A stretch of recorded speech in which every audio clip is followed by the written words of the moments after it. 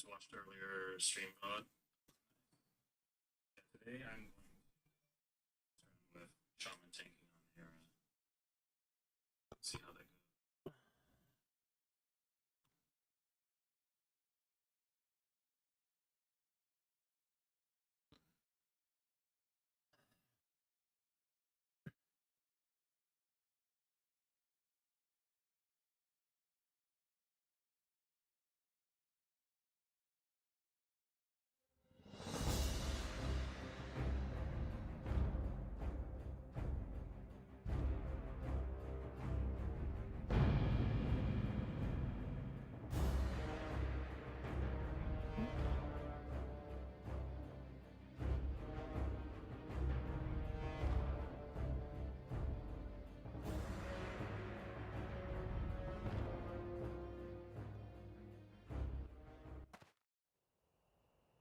I need to get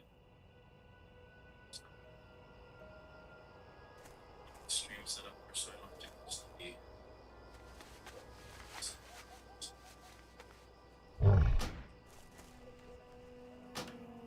this time. Herbs for major. Sounds really good. I think it's going to be one of those situational, you know, like I feel like people aren't talking about it as much because kind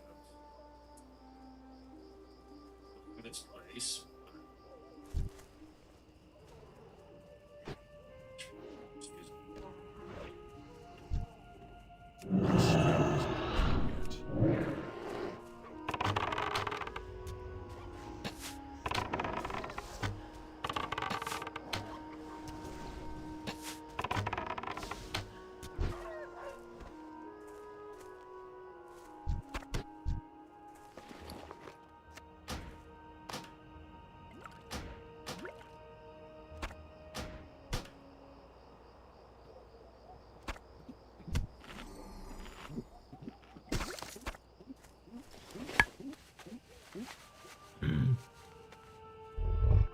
Athlone TV is now live.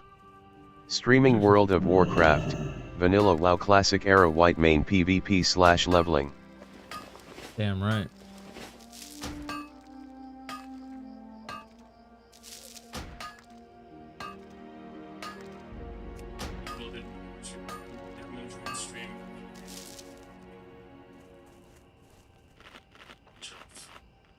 Discovery, and then I'll obviously just stream content. I'm also thinking about hybrid PvP. Yeah, I think if you're in a group setting that it would be pretty good. I think in a group setting that Rune would be pretty good, but I think like by yourself, I just don't think you'll get as many wrath casts as you want to make it useful. Like in a main druid in Season of Discovery, yeah, my main will be a druid and then I'll have a shaman. That's my I can't cast that yet. I'm still recharging.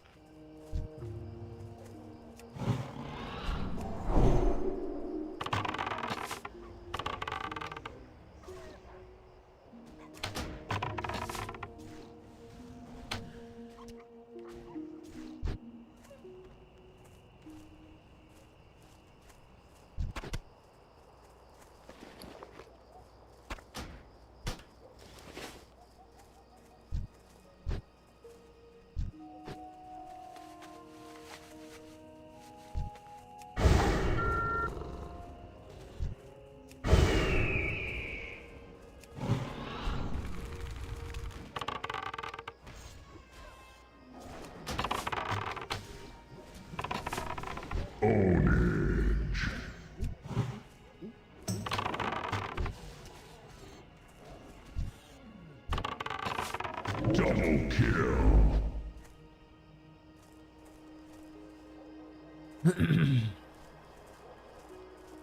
I don't have a target.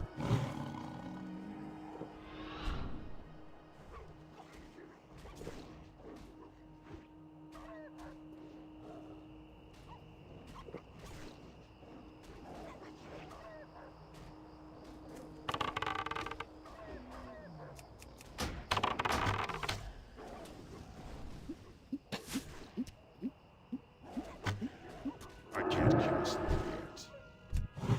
I can't do that yet. That spell isn't ready yet. That's still recharging.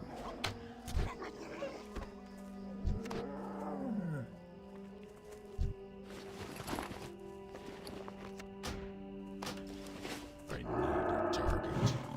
That spell isn't ready yet. I can't cast that yet.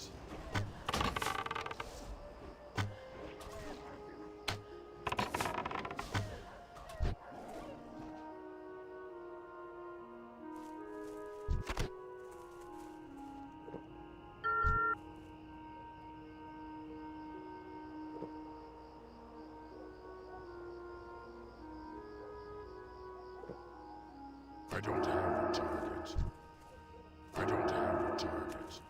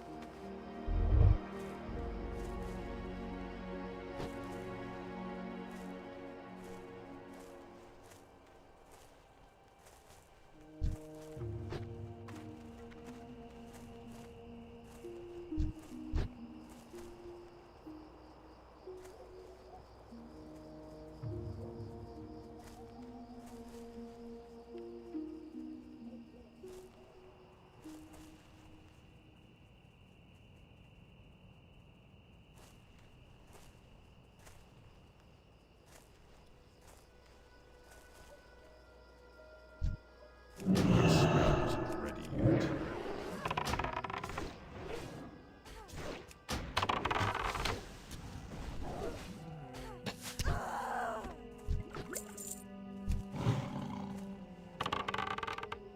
I can't cast that yet.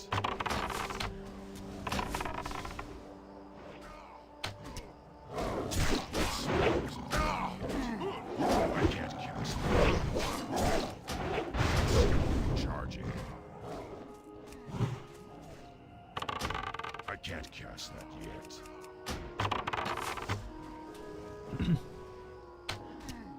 I need to cast now.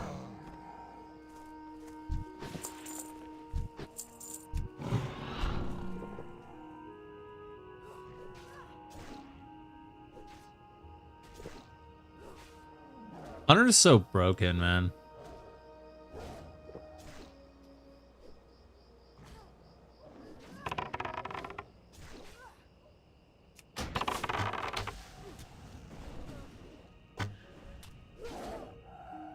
Isn't ready yet.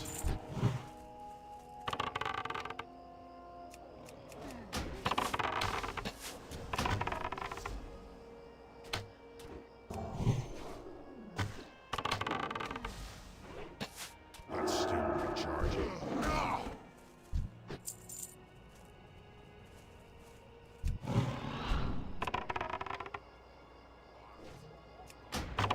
That spell isn't ready yet.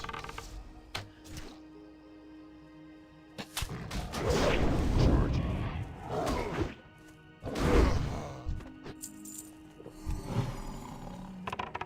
I can't cast that yet.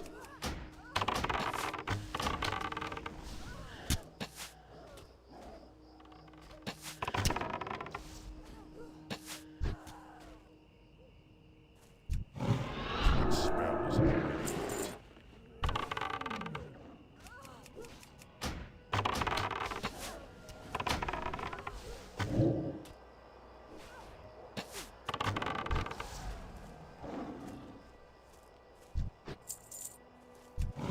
That ability isn't ready yet.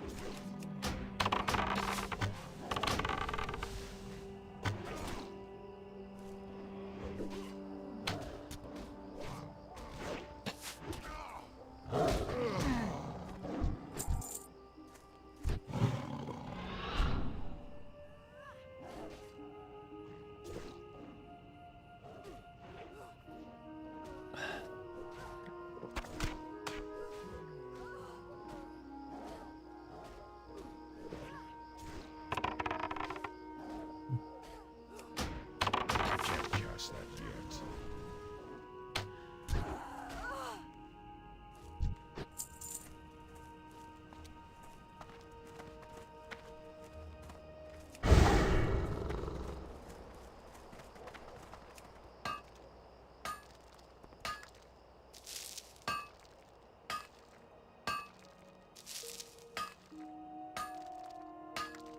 I can't loot that right now.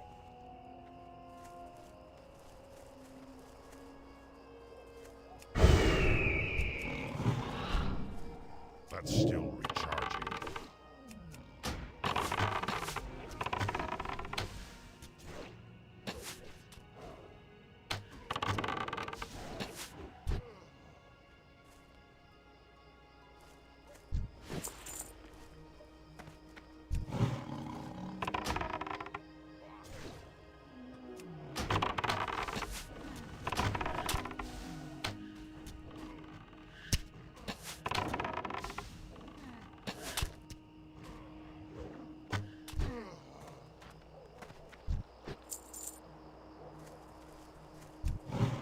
I can't cast that yet.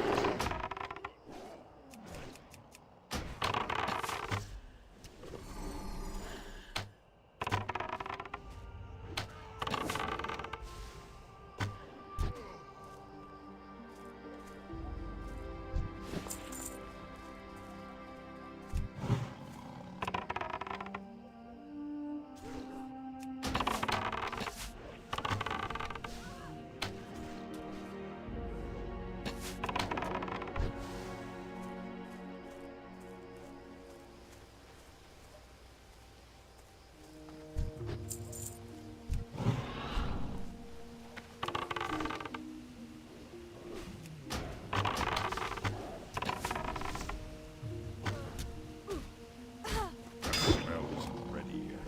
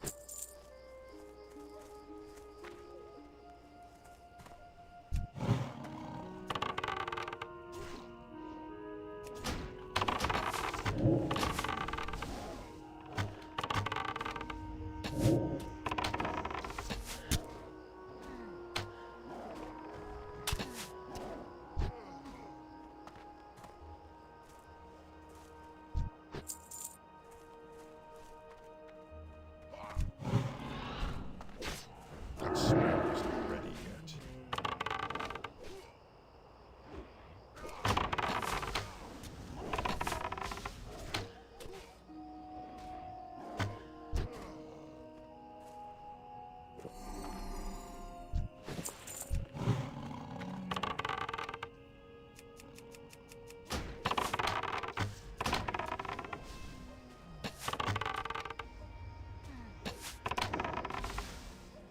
That's still recharging.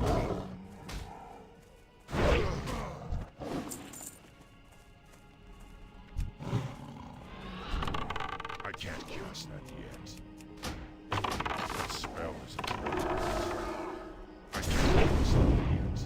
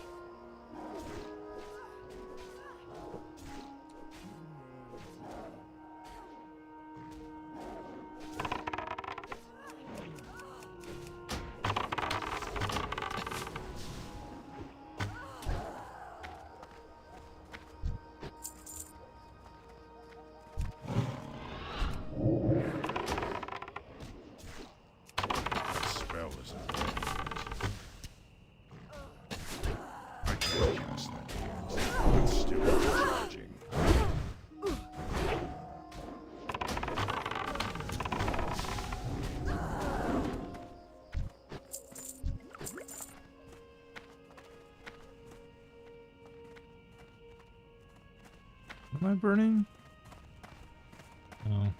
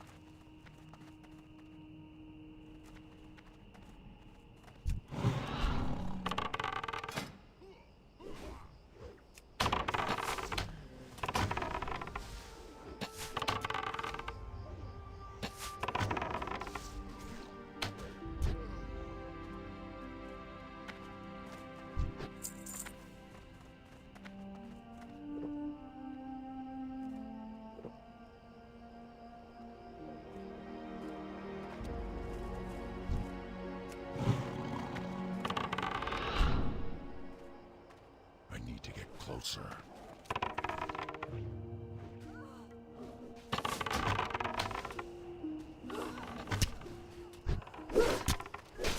That spell is already hit. I can't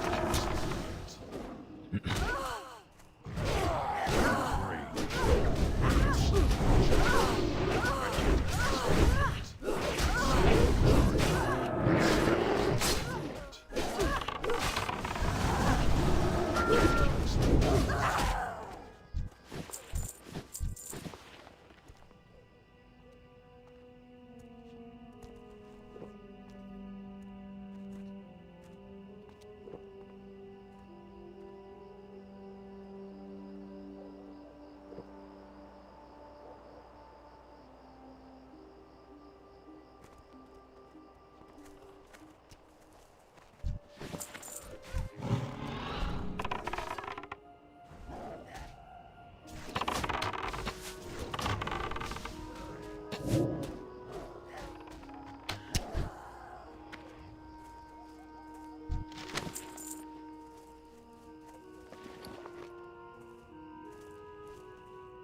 It's still recharging.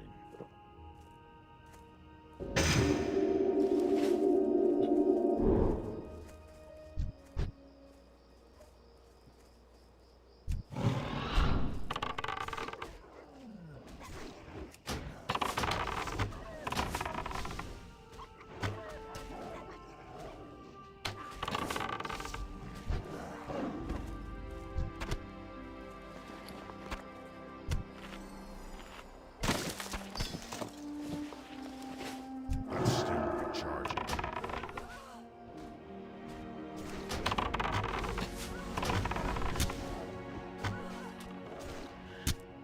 That spell isn't ready yet.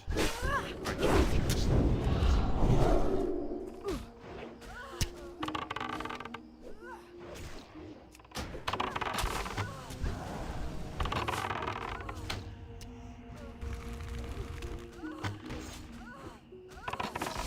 I need more mana.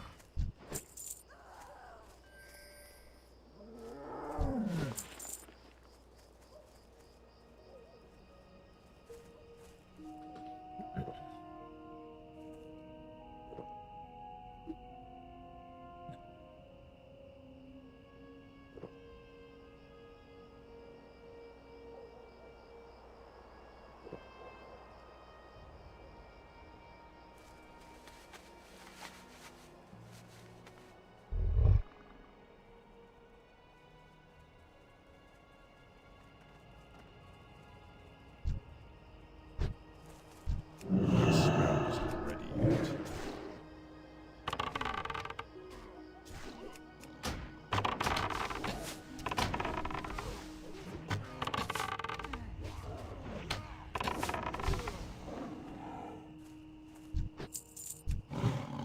That's still recharging.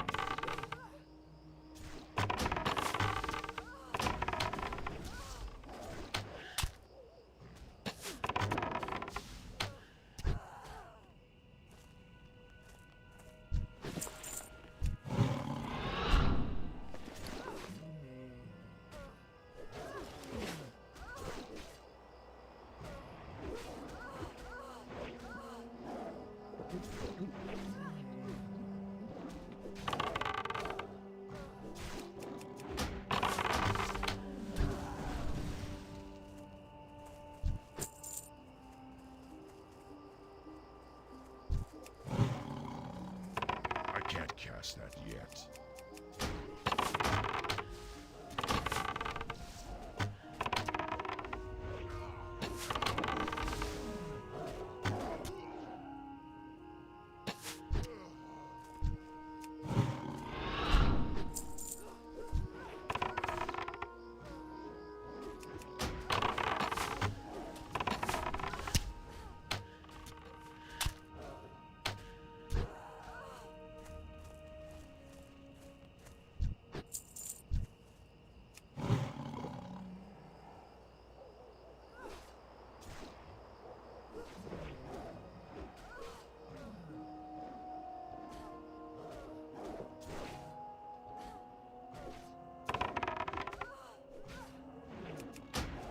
That's still recharging.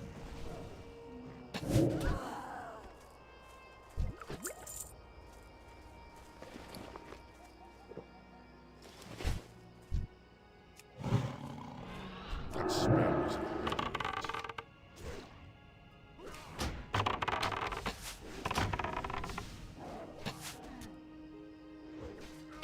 I can't cast that yet.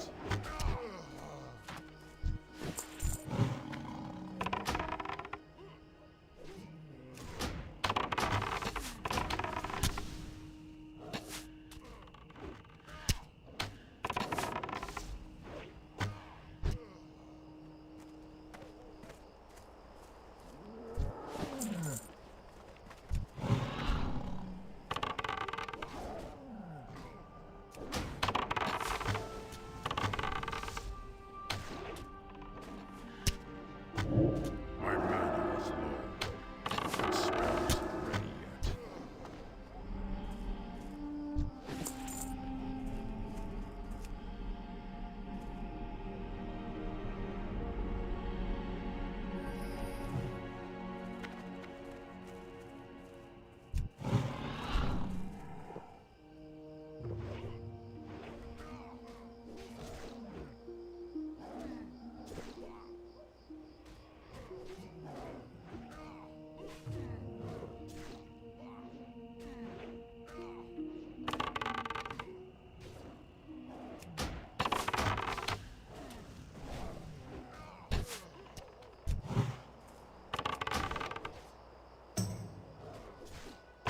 That's still recharging.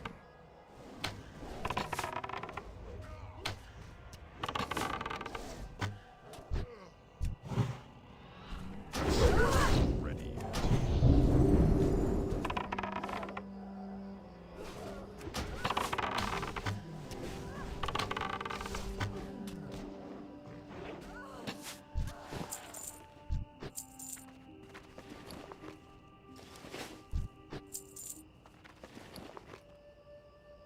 What?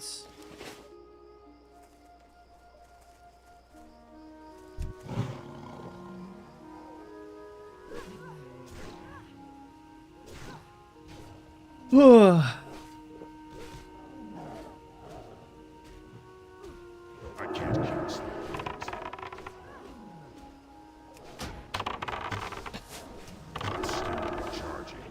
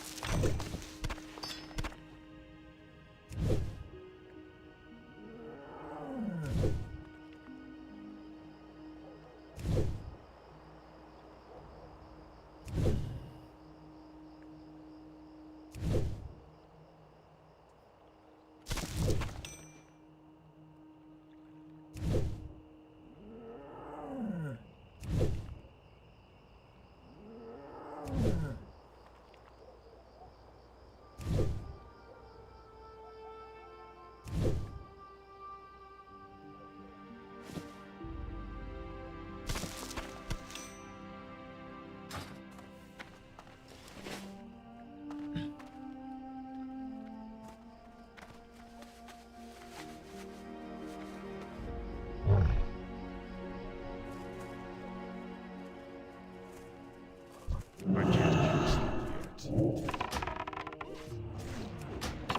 still recharging.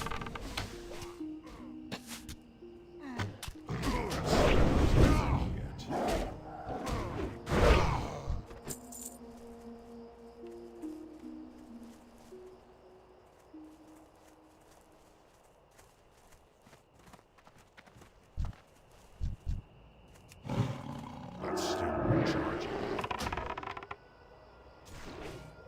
That spell isn't ready yet. I can't cast it yet.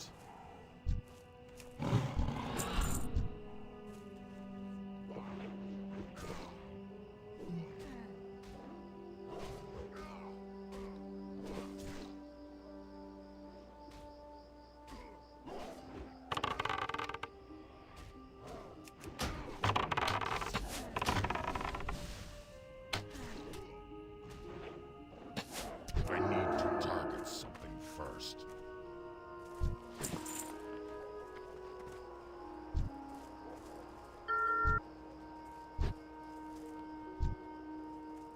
That spell isn't ready yet.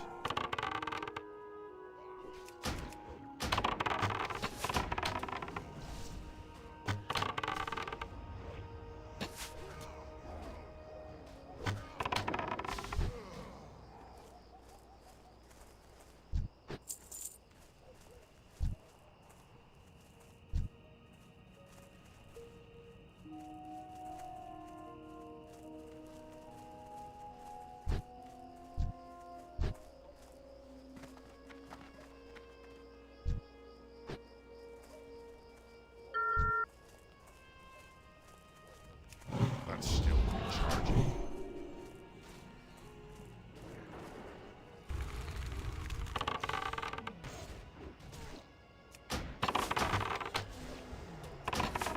Killing spree.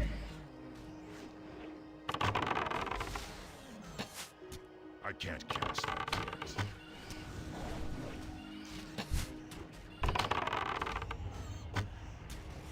That's still recharging.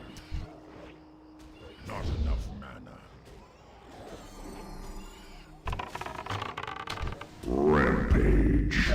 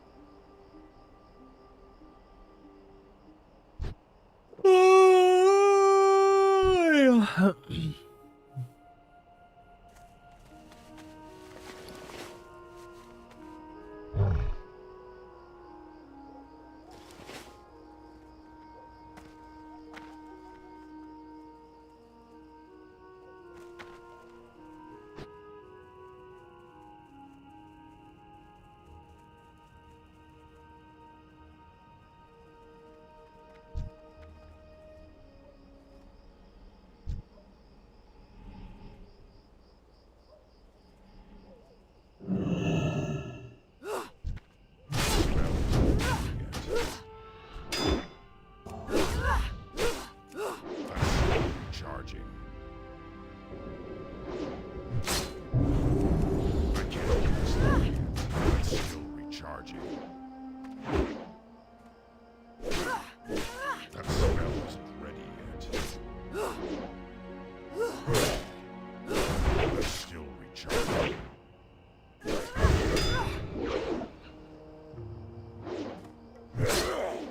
I can't cast that. That spell isn't ready yet. I can't cast that yet. That's still recharging.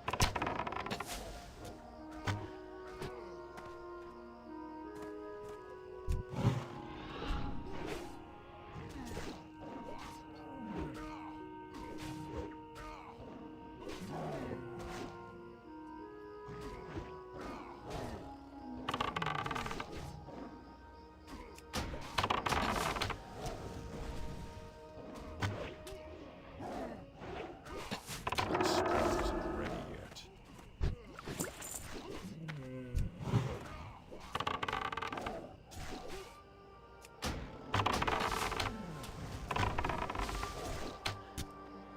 I can't cast that yet.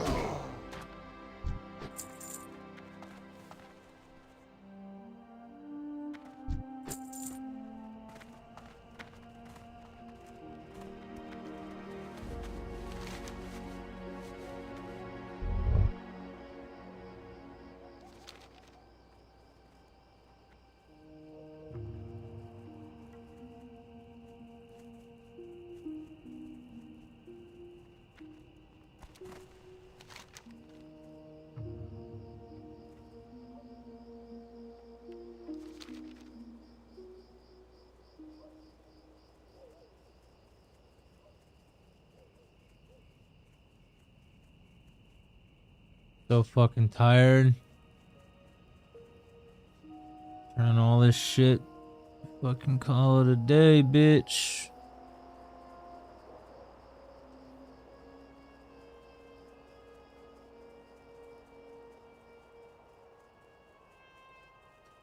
So our goal tomorrow is to do BRD. No. Sunken Temple, then BRD. Actually, we just leveled up. Let's see what Zygor says. And let's see what 60 upgrade says.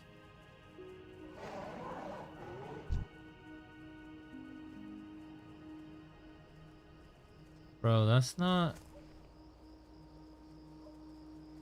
an upgrade. It is, but it isn't.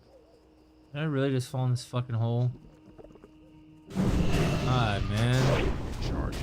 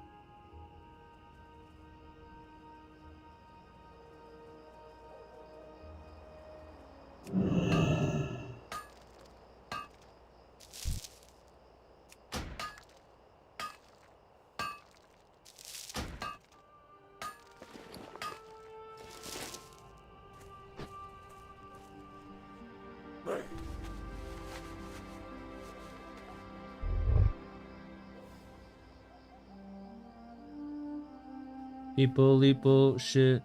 People eat bullshit. Alright.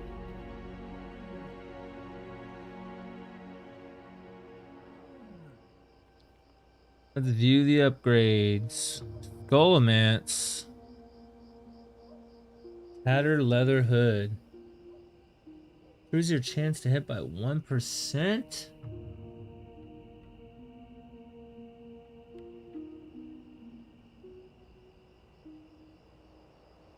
That's a big upgrade. It's a world drop. I get Bloodseeker. Oh, that's huge.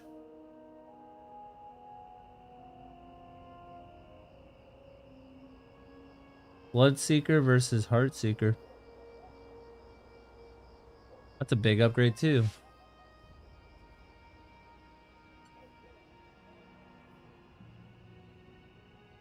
Chance to strike range target with a shadow bolt. Heartseeker crossbow. Well, it's time for us to start doing some AV.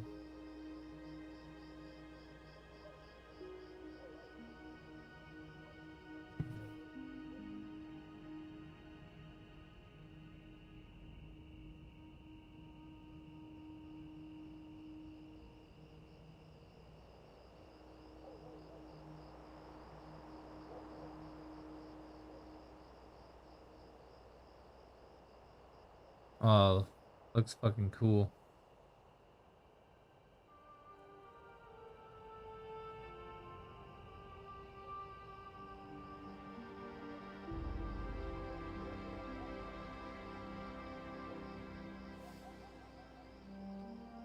Wait, do I have Ito skin spolders? Room cloth? Really? Shadow skin spolders? Really?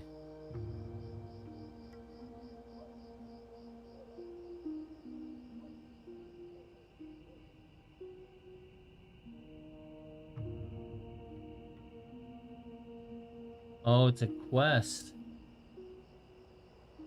18 fucking agility. Oh shit.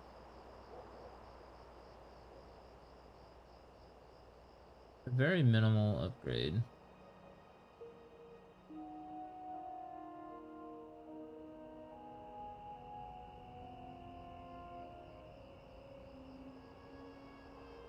Weapon's huge though.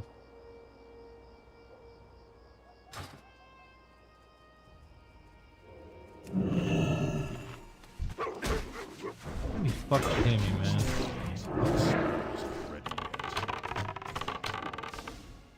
Not ready yet.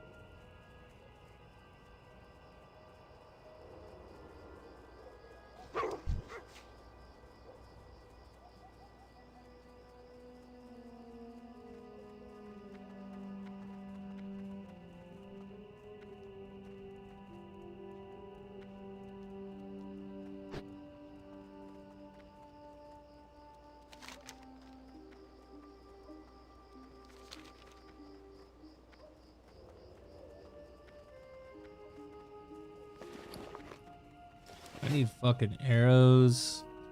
I need food and water. Mainly water. What else?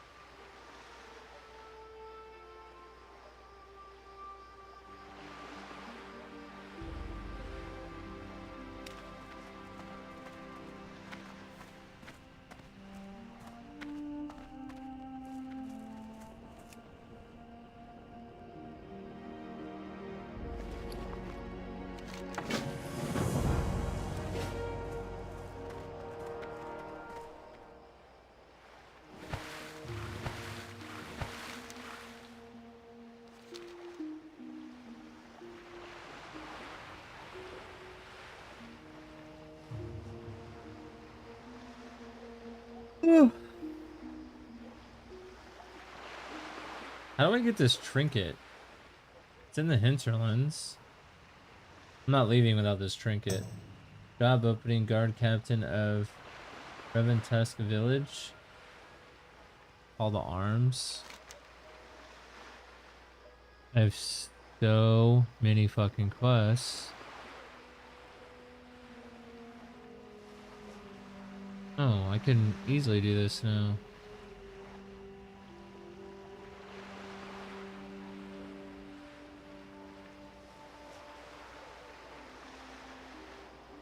I'm just gonna turn in all these fucking quests.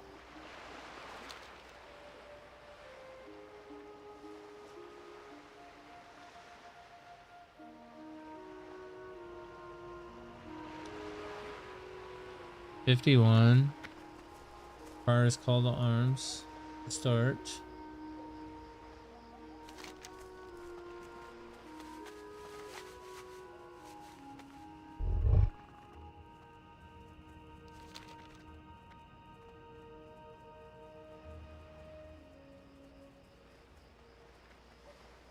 It's a sick trinket, dude.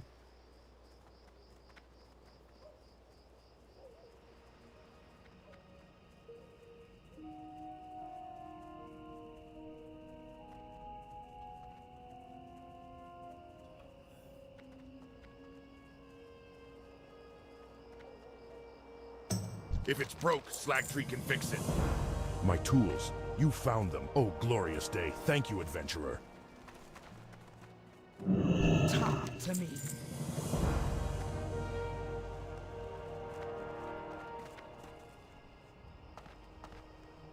How you doing, man?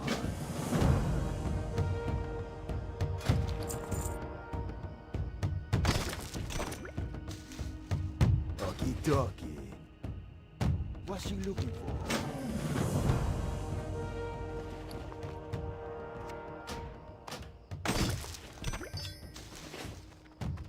Relax. Get up. You see it now.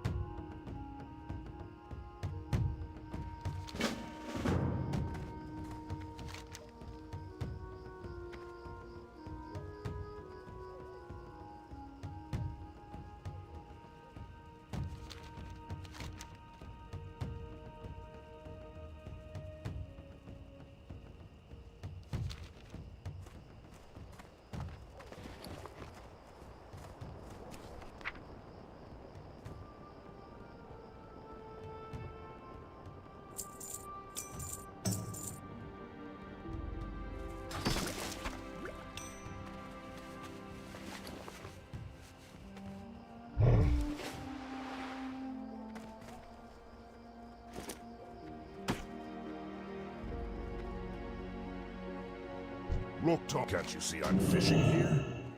Be safe.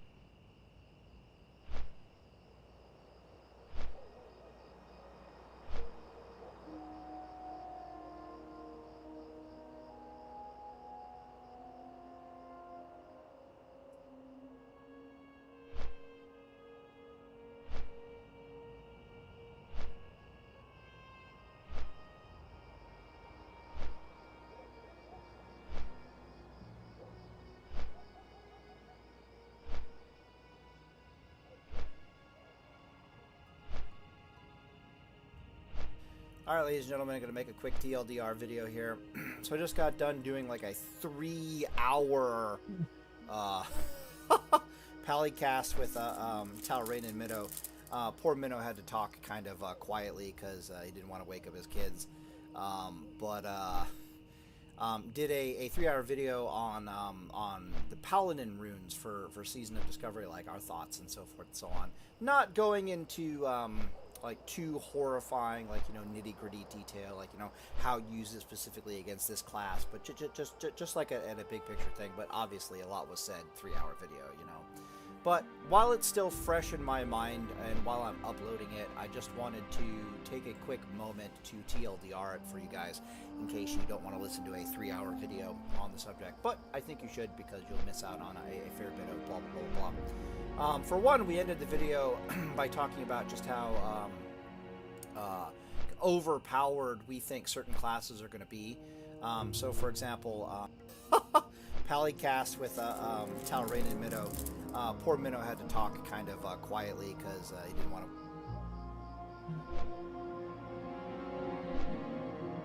Alright, ladies and gentlemen, I'm going to make a quick TLDR video here. So I just got done doing like a 3-hour Pallycast with Talrain and Minnow. Poor Minnow had to talk kind of quietly because he didn't want to wake up his kids. Did a 3-hour video on the Paladin runes for Season of Discovery, like our thoughts and so forth and so on. Not going into like too horrifying, like, you know, nitty-gritty detail, like, you know, how to use it specifically against this class, but just like at a big picture thing. But obviously a lot was said, 3-hour video, you know.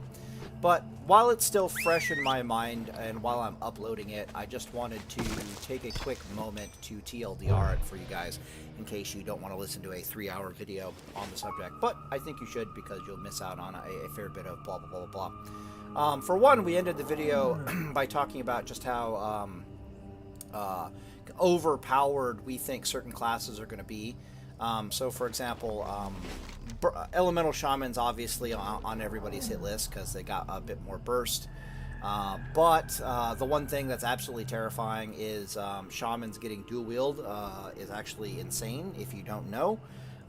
Why? Because not only is it a massive attack power bonus for enhancement Shamans, damn it, what is it? Flame Tongue Weapon does a lot of similar things compared to Seal of Righteousness, in the sense that it has a massive spell power behind it, and it also can critical strike. It doesn't -- 2 proc like Seal of Righteousness, but the fact that it can critical strike is kind of intense. So, for example, I've been bitch slapped by an Elemental Shamans in Era with like Lockamere, just because I had them, and their Lockamere is hitting me for like 70 white damage and like 120, 180 crits, 120 base damage and 180 crit with Flame Tongue Weapon, which is just absolutely ridiculous. And then you give them dual wield and stuff, and I'm just like, yep, they're going to be a little cracked. So, damn, all right, that was interesting.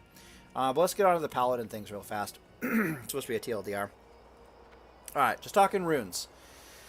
Beacon of Light, really, really good, but not as amazing as you may think it is going to be, particularly since there's going to be a lot of burst damage running around. In small fights, it's going to be really good. Going to be extremely good in conjunction with, damn it, where is it? Divine Sacrifice, because you can both Divine Sacrifice, heal somebody else with Holy Lights and be healing yourself at the same time, which really takes a sizable portion of the pain out of Divine Sacrifice in like large-scale battlegrounds. So it is what it is. It's really good from a PvP perspective. From a PvE perspective, of course, Beacon of Light is absolutely amazing. You probably have to take it because nothing else here is heal stuff. Crusader Strike. Crusader Strike is what it is. We don't know if it's going to proc seals or not. If it does proc seals, it's going to be intense and actually really good. She's okay in the burst. She is okay in burst plus stun, so that would be you hit somebody and then you stun them, you give them the business for a little bit, a while longer. She's not bad under those circumstances. But where Crusader Strike is really, really going to shine is if you're time on targeting somebody. Meaning if you've got a long period of time, like 20, 30 seconds, to really lay into somebody, Crusader Strike is going to do work. The fact that you're regenerating 2% of your maximum mana per Crusader Strike may or may not be a big deal. It really depends on what matchup is happening and what's going on. But basically, as near as I can tell, Crusader Strike just screams time on target. She's probably an amazing time on target ability on her like 4-second cooldown. Hand of Reckoning. If you don't know the math on Crusader Strike, you're basically getting 1 extra melee attack every 5 worth of damage every 5.333 seconds, which is actually pretty good, especially when you compare it to like Divine Storm, which has a 10-second cooldown. So she is a bit of a DPS monster, but she's kind of hard to fit in into a short period of time in like a burst, because your GCDs are just so taxed in a traditional paladin burst, so she doesn't really perform all that well there. But from a time on target perspective, every 4 seconds regenerating mana, scary stuff. Hand of Reckoning. So from a PvP perspective, at least, nothing here is all that interesting until you get down to, additionally, Righteous Fury is active. Damage takes you below 35% life. Is reduced by 20%. 1 second, pause the video and cough. I'm still a little sick. Yeah, it was getting hard to talk there for a second. The math on this thing basically is that if you're not healing yourself or using bubble shields of any kind or doing anything crazy below the 35% mark, the way this thing is written, it's best to assume that it'll activate. If you're like at 40% life and you get hit for 6,000 damage, expect that 6,000 damage to be reduced by 20%. If you're at 50,000, so forth and so on, because it says damage which takes you below. Sometimes Blizzard writes things one way and they act another, but if we're just assuming the way that it's writ, if you don't do any kind of healing below 35%, a 20% damage reduction is worth a 25% increase, if you don't know how math works. Which means that this thing in its entirety is worth a 10% increase in life. But if you start doing things like healing in it and yada yada yada, the next thing you know, that'll increase the effectiveness of any kind of heal or bubble shield or anything of that nature whatsoever by an additional 25%. This is actually a really, really big deal for paladins, especially in PvP. It gets even scarier when you look at it in terms of being heal locked. So there are scenarios for healing-based paladins, not healers, healing-based paladins. I mean paladins that part of their PvP strategy is to heal in combat. You end up in a situation where, like, that elemental shaman is just casting lightning bolt after lightning bolt after lightning bolt into you, and you're just holy lighting yourself constantly. If they do more damage than you can do more healing, you die. And you have to gear accordingly to that. But then this thing comes along and it says, yeah, you're never dropping below 35% health without getting a massive healing bonus. So you're just going to automatically win these. It makes it much easier in your gearing process to survive being spell locked. So very interesting stuff. Not very, very good talent, definitely. Okay, cool. Especially in Classic World of Warcraft, which is a really bursty mode. Alright, chest. Divine Storm, absolutely amazing. The way it is written, we can pretty much guarantee that it will proc seals. Stuff gets really crazy depending upon what the hell you're, if you can seal twist, and depending upon what the hell you're seal twisting into what else, and what weapon you're using, and blah, blah, blah, blah, blah. So, for example, if you're using, like, a Dark Edge of Insanity, seal twisted, Seal of Righteousness, and Seal of Justice. Why? Well, because every weapon attack on everyone suddenly has like a 50% chance to... not a 50%. I mean, that's about right. Yeah. Yeah, it would be like a damn near a 40% chance to stun them for 2 seconds, and like a 10% chance that they run around disoriented, basically another a 3-second stun from your two-handed weapon. It's actually kind of intense. So you could just jump into a pack of people and Divine Storm them with some weird stuff that exists in classic World of Warcraft, ×2 proc and your 2-second stun, and you could just tell everyone to dance for you or shut the hell up. It's really fascinating, the stuff you could do with Divine Storm. But generally speaking, Divine Storm is really, really good for bursting. It's just a really good ability, like straight up. She's just really, really, really, really good.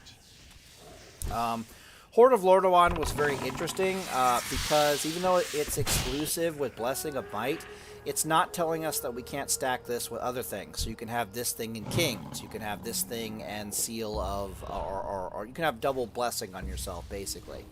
It also might not even be purgeable, which could also be interesting.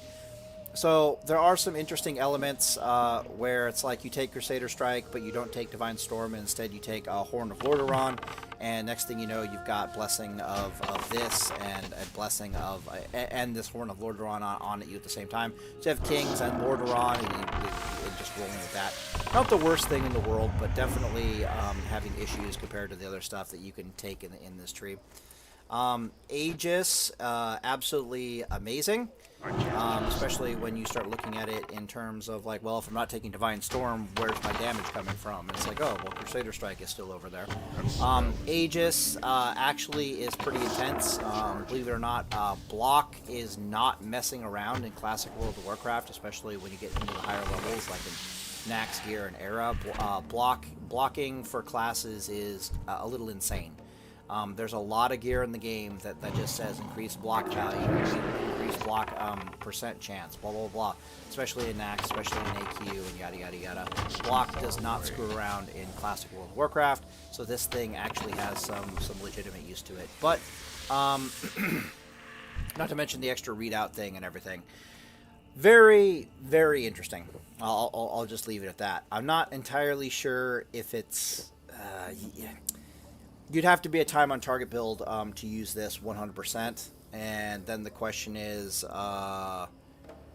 yeah, you definitely have to take Crusader Strike at that point.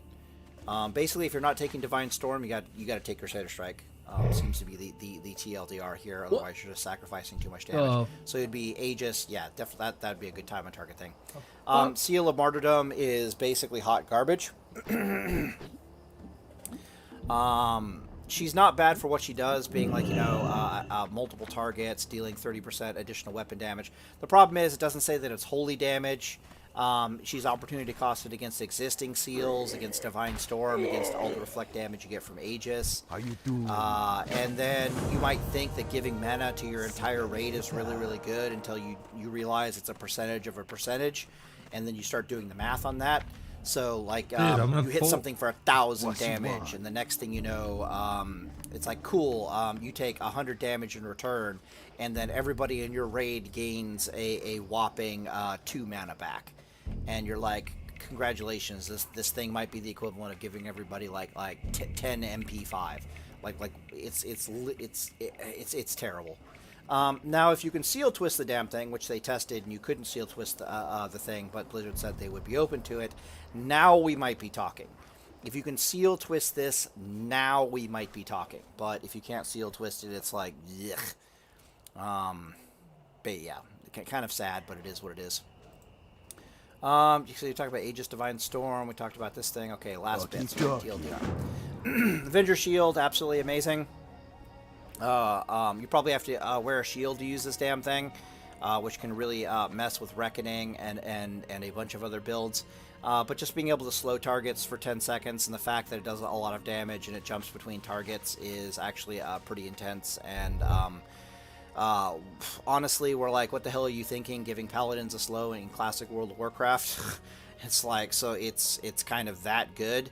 However, I'm also tickled pink by Exorcism. Exorcism has a bunch of really, really nasty benefits to it that I talk about at pretty much at length in the podcast.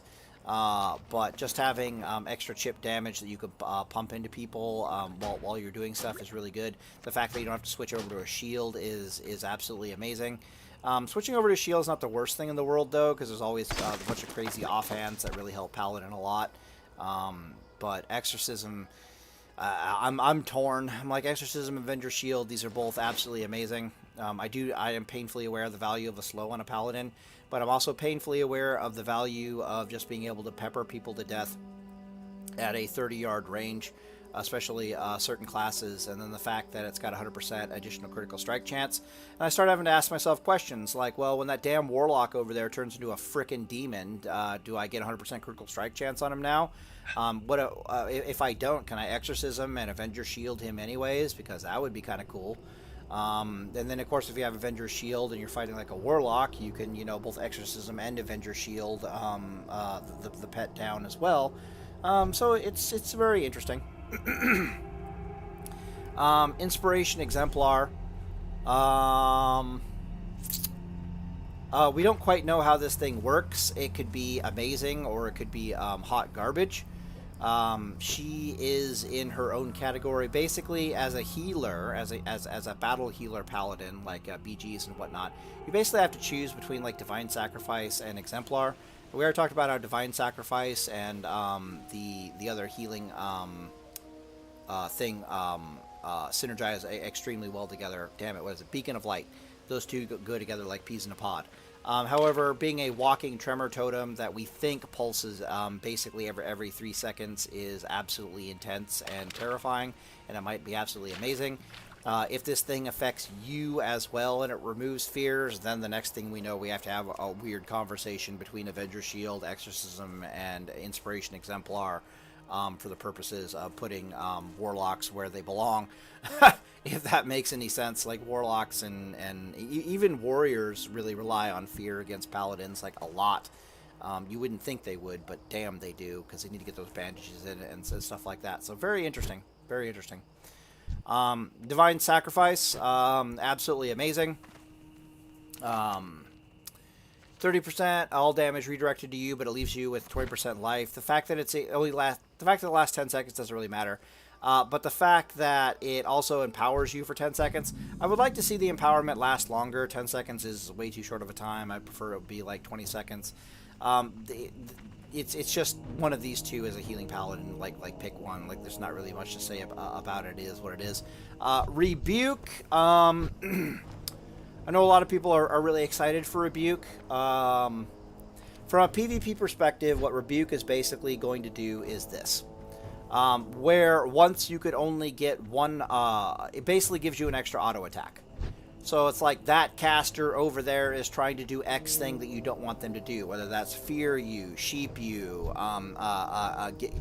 get a damn heal in, finish that lightning bolt that's going to kill you, or that lava burst that's going to kill you. This is just you telling them to, shut the hell up, and so you can get an extra auto attack in, basically, or a Hammer of Wrath, or an auto attack and a Hammer of Wrath, or something of that nature. Other than that, she's not really doing much to you. If you don't know, our theory is that it's got like a 14-second cooldown. It locks the school for like 2 seconds. Now, if this thing had a shorter cooldown, I'd be having a different conversation. If this thing had a 3-second school lock, I'd also be having a different conversation, because that means you could at least Holy Light in that space and time under a lot of circumstances. Why I'd be having another conversation if it's like a 10-second cooldown or something like that is because you can actually chain a bunch of things together. You can chain... we already have, as a paladin, you already have plenty of ways to tell people you don't like what they're doing. Like, please stop healing. Thank you very much. Right? Like, you got nades, you got repent, you got goblin mortar, you've got a seal twisting, justice to hopefully tell them to shut up.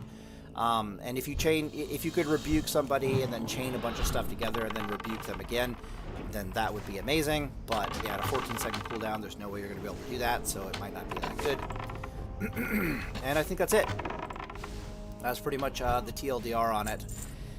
What's good, what I think is amazing, what I don't think is good, blah, blah, blah, blah, and why. There is an honorable mention, in my personal opinion. How long is this video? Only 20 minutes? This is a 20-minute TLDR. Awesome. Is Holy Shock. Holy Shock in this meta being on a 30-second cooldown is borderline unacceptable. For Season of Discovery, it is an absolute worthless talent. She's barely noticeable from only the purpose of like chip damage.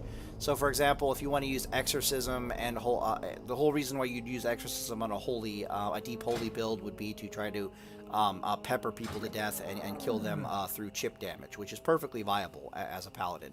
Holy Shock is additional chip damage. Any additional chip damage and a chip damage build is absolutely amazing. So Holy Shock is not completely worthless, but damn, at a 30-second cooldown, holy crap, painful.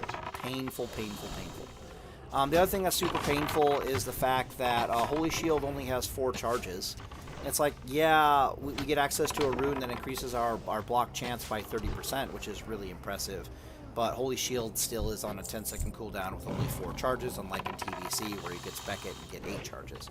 So I don't really know how I feel about that in general. Repent is still absolutely amazing. Don't go anywhere. Don't change that. The only other thought I have is Paladin tanking looks weird. And I have a weird thought about this.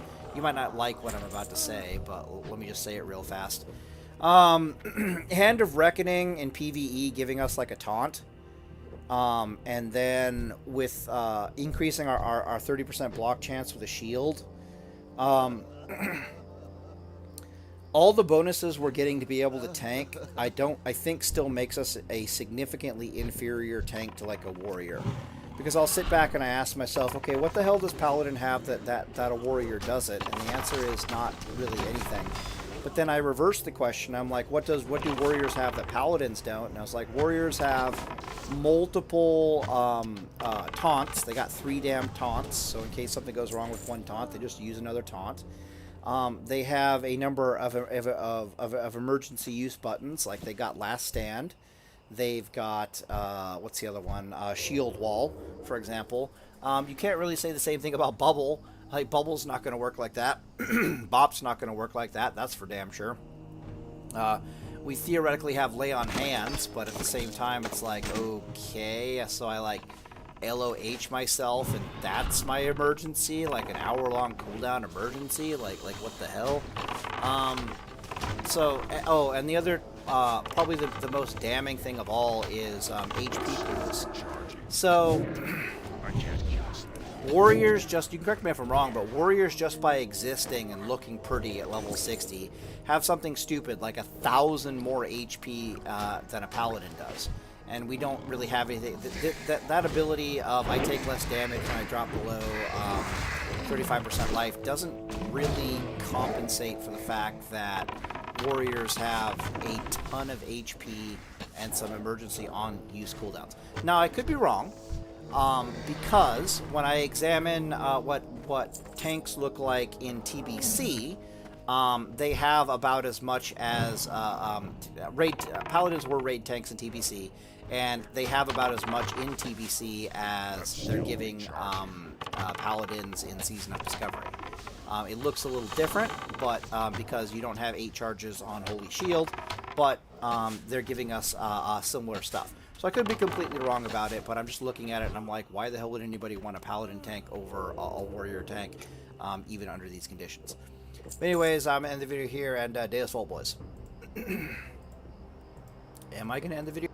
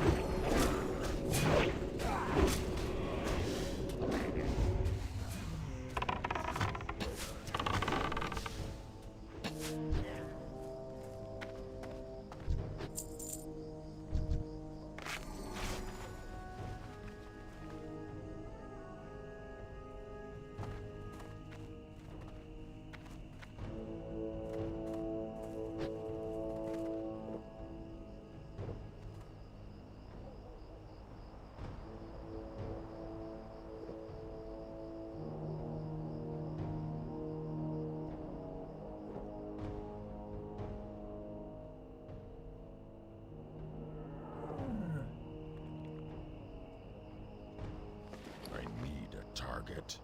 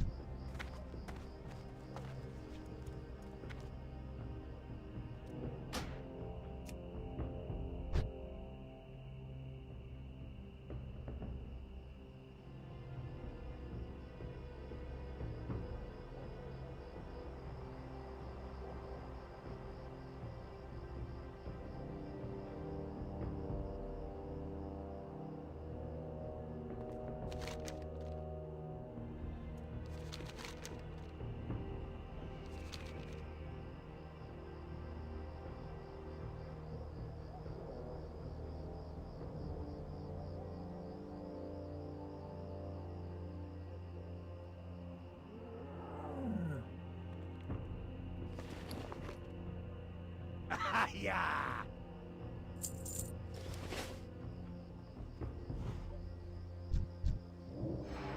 I need to get closer. That spell isn't ready yet.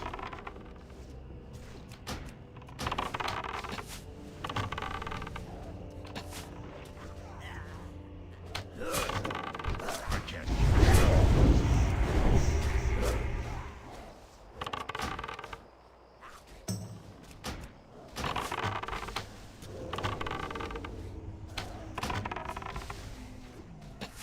That's still recharging. I can't cast that yet.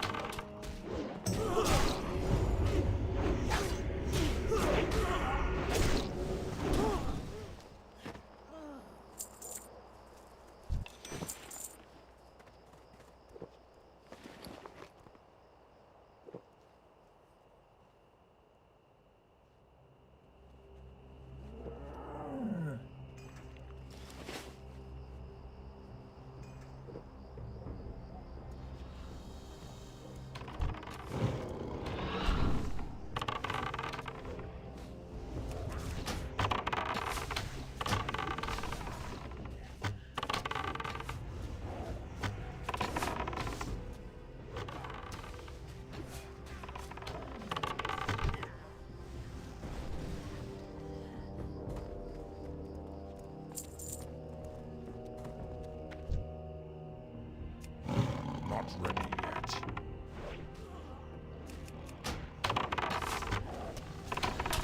I can't cast that yet.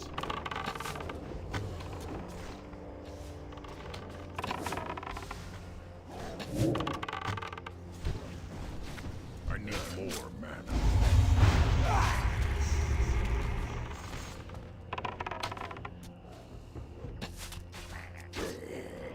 I'm out of range.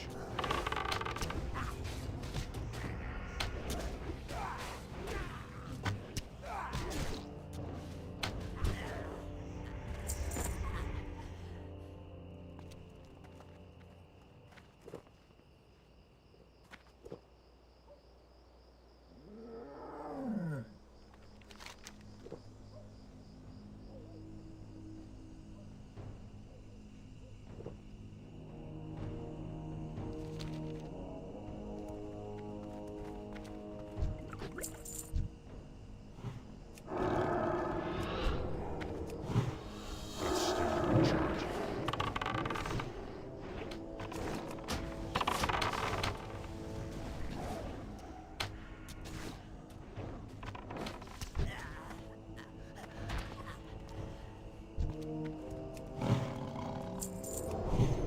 That ability isn't ready yet.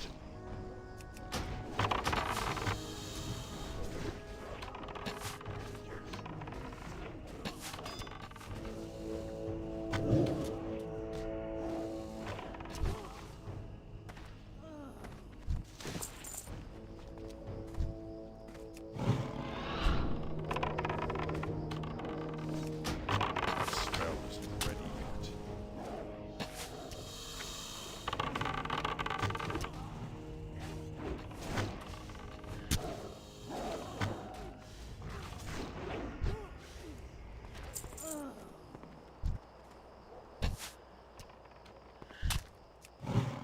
I can't cast that yet.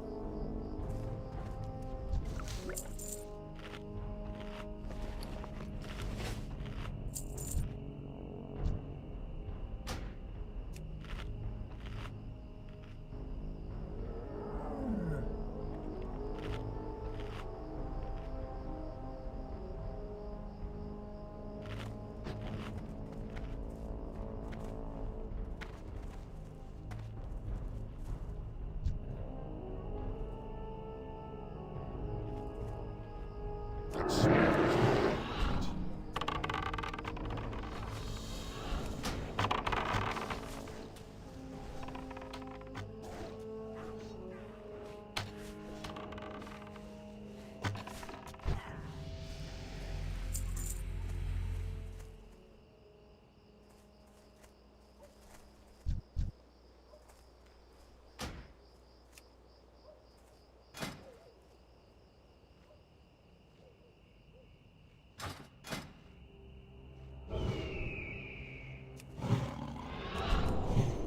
Not ready yet.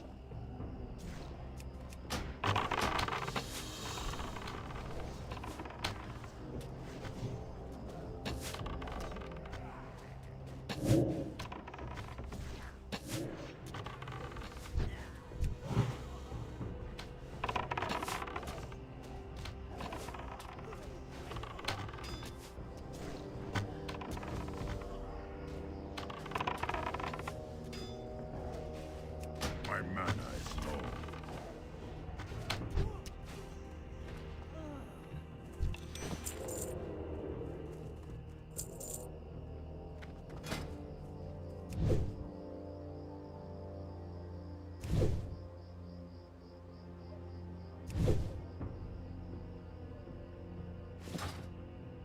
I don't have a target.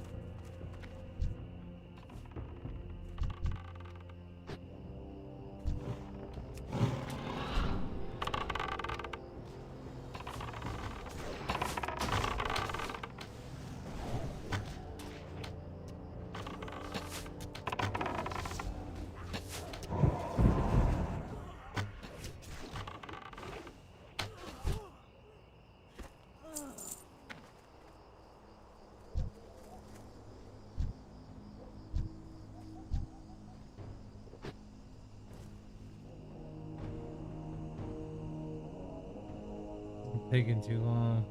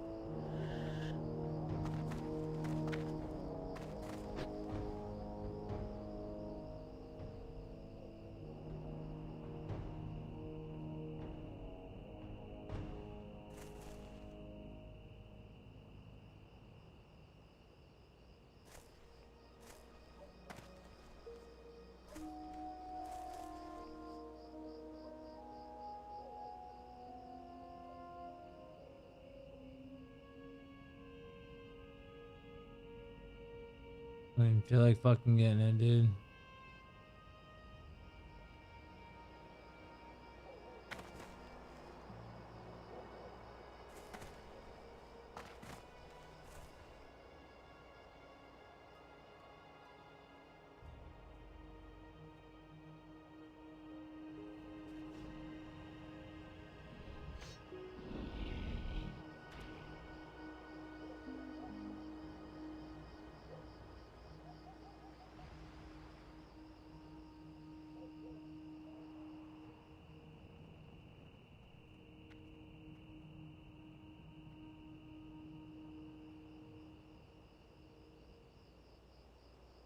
How you doing, man? Oh, you gotta be fucking kidding me. No way. There's no way that's real. If it's broke, Slagtree can fix it. Are the Horde!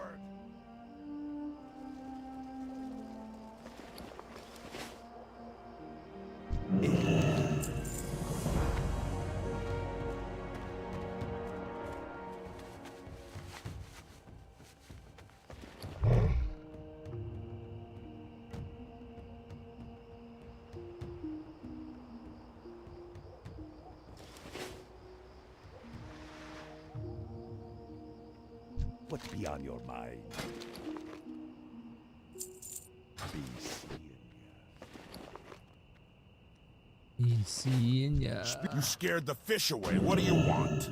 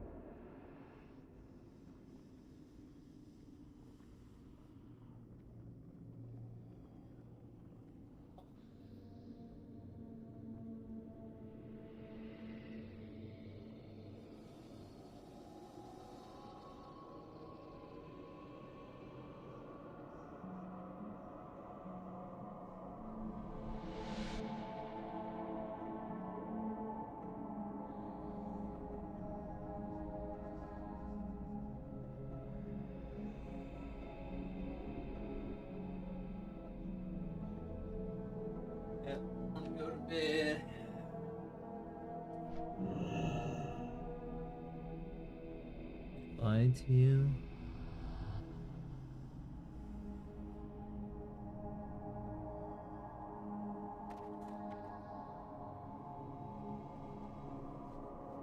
There's so much to talk about. I'm probably going to talk about this over the course of the next few streams. Overall, the Season of Discovery announcement, when it happened, there's some degree of reading between the lines. There's some degree of like, I just straight up know from talking to people, right? Like what their sentiments are. Here's what I feel like should be done given the situation. When we first heard the announcement, myself and I think a lot of people were like, question mark, Season of Discovery. It sounded like some bullshit. My initial reaction to them explaining what Season of Discovery is, it sounded like it was on the same tier of like pristine servers. Like, okay, we're not trying to give you guys legacy servers. We're not trying to give you guys classic. We're giving you guys something like some kind of consolation prize. That was my initial reaction, and I felt kind of confused. That's how I felt. I don't necessarily like some of the things about it. I don't necessarily like some of the decisions. I feel like they're going a little bit overboard, but I can delve into that a little bit. However, after playing it, I actually thought it was a lot of fun. Got to play with the devs and stuff, which is cool. They got to explain some things a little bit. Ret Paladins are disgusting. I mean, to be fair, Ret was super strong in Season of Discovery, like ridiculously strong. But it's kind of unfair to compare my damage to everybody else because I'm number one Ret Paladin, baby. Look, the Lion of Stormwind. Okay, the Persian Lion, the Lion of Stormwind, the Grand Marshal Scarab Lord, okay, back to back, 2-time Gladiator, all right, Season 3, Season 4. Got Gladiator 6 days before I went to Korea. I was on vacation, okay, sipping on soju in South Korea while I was getting Gladiator, all right? I didn't care, I was fully confident. I knew I was gonna get Glad. Safe Glad 6 days before the end of the season, all right? That's how damn good I am. It's kind of unfair to compare. Also, I had like my add-ons and my keybinds all set, and I brought a Razor Naga, and nobody else had that. But none of that matters, okay? None of that matters, all right? None of that matters. It's the skill, okay? The raw, pure, unadulterated skill. That's how it's doing double damage. I think having a lot of fun doesn't necessarily mean something is good. Just because something is fun, it doesn't mean that it's going to be fun in 2 months, right? And that's when I think you go from being fun to being good. I think that's what the differentiation is between the two. I feel like playing it was a little bit eye-opening. And I also feel like they did an incredible job during the classic panel, right? The team coming up, Agrand, Anna, I mean the whole team, right? Coming up and kind of explaining the different parts of the presentation. I think the presentation was great. And I think they hit on 2 key points during that presentation. The 2 key points during that presentation were that we wanted to stay true to classic, and we wanted to maintain class fantasy. Let's go back and watch the announcement itself. Let's go watch the announcement of Season of Discovery from the opening ceremony. If we can pull that up here. There's Holly. Dude, how about that jacket? Dude, she came out and I was like, damn, like this jacket is sick. And everybody was talking about it on Twitter. Did you guys see that? Yeah, epic armor. Dude, legendary armor. You're going to discover new secrets as you scour the world and find class-altering abilities. Dude, I remember hearing this and I was like... What it might be like to be a tanking warlock? As soon as she said tanking warlock, I was like... Take on the role of a mage healer? I did not. This made me feel weird, dude. It's really hard to try and balance doing conventions and trying to like do stream content and trying to meet people and do everything, but I really try my best because the way that I see it, I mean, we did BlizzCon 4 years ago. Who knows, whenever you run into somebody or whatever, and it might be the only chance that you get to like get a picture and just say hi, and it might be the only time, right? There's a line between that and like hanging around and having like a long conversation or something like that, because that's just really hard to do with everybody. So then it's like that's a whole thing.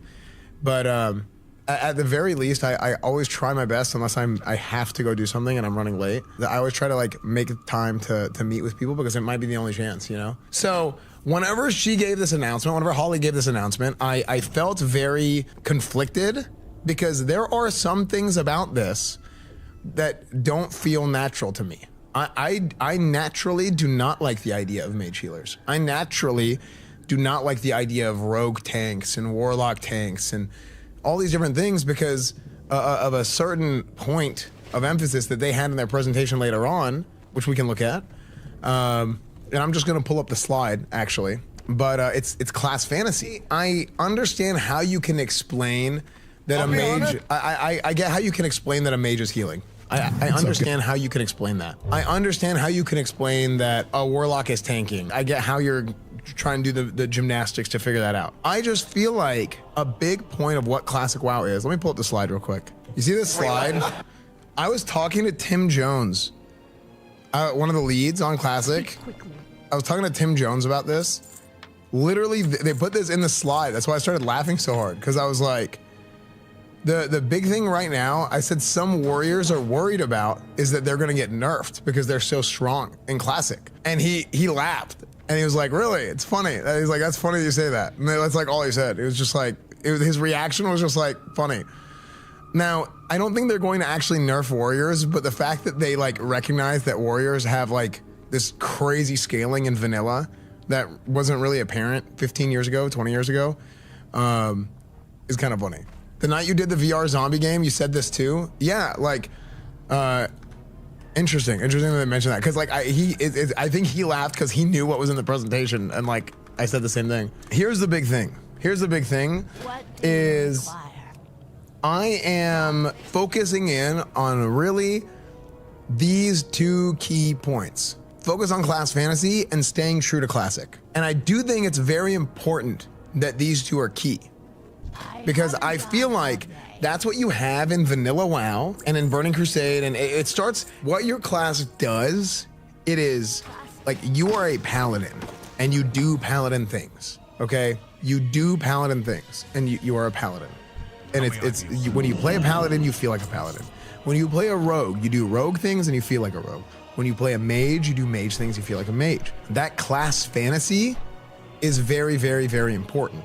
That's a key element of what vanilla WoW is, and it's something that Blizzard has kind of given up over the years for the sake of like balancing the game. Right? I'm talking about this bullet point right here. They want to make the game more balanced. They want to make the game more like the changes that they've made over the years. You guys know it all. The problem is as you move away from that class fantasy and you get that feeling of like everybody can do everything, or too many classes can do too many things, you start moving away from that class fantasy, because what your class does well stops feeling special. That's why I naturally am opposed to the idea of like mage healing, warlock tanking. It's funny, actually, warlock tanking at first I was like super opposed to. And now that I'm thinking about it, I'm like, well, maybe that one does kind of fall in the line of like class fantasy, but like rogue tanking doesn't really make sense to me. Mage healing doesn't really make sense to me. I mean, and even with a mage, like you can be like, oh, well, like look at the idea of like a white mage, right? Like a white mage is like a healer. But I think for staying true to classic on the next bullet point, that's kind of what solidifies those things as things that aren't really like super intrinsic to what classic WoW is.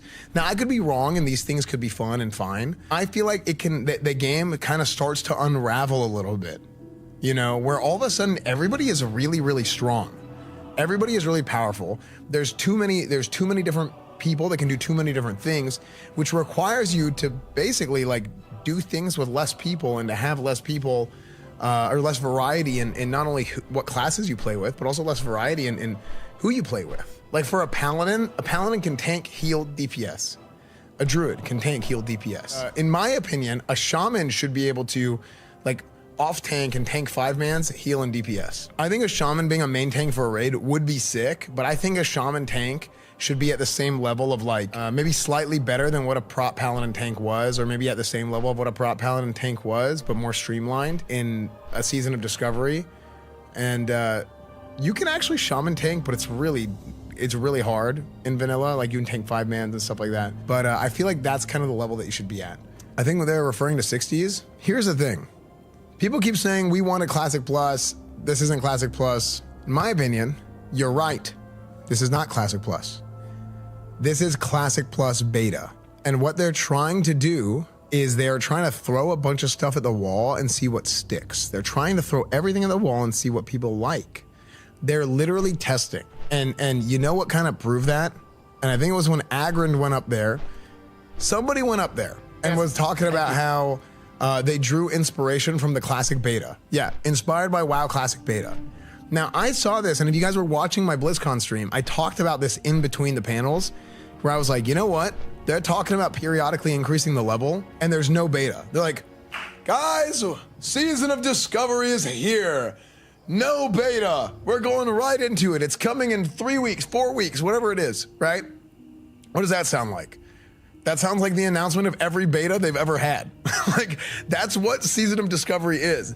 It is in the same vein as what the classic WoW beta was back in 2019, back in May of 2019. They want to go periodically increase the level cap, and they're trying to throw everything at the wall, and they're treating it as if it's its own live service game, and they're going to be trying to get feedback and see what people enjoy and see what people like. And my prediction is that in about a year from now, at the next BlizzCon, we will probably hear about the release of a Classic Plus. I think what a lot of people that say this isn't Classic Plus are wanting. I think you guys are gonna hear like, hey, Classic Plus is coming, or you guys are gonna hear, hey, Classic Plus is coming. We've learned a lot from Season Discovery. We're gonna be releasing a new fresh, this and that. We've made some changes. We've learned a lot, and this is the product. And the reason why I think they're doing this, I think they're doing this for multiple reasons, but the key reason is that Blizzard has one chance to do Classic Plus the right way. You can say, just look at Turtle WoW, just look at this, just look at Ascension. I don't think the Ascension route is a good idea, personally. I do think there's some stuff that you can do to kind of like maybe broaden some of the kit of some of the classes and stuff like that. But I think when you get to the point where you're changing roles, like again, I think specifically rogue tanking is kind of dumb. I think mage healing is kind of dumb. That's just to name a couple, right? But what I would like to see is, I would like to see a way that like a two-handed warrior spec for DPS would be made more at my own, hey, to my own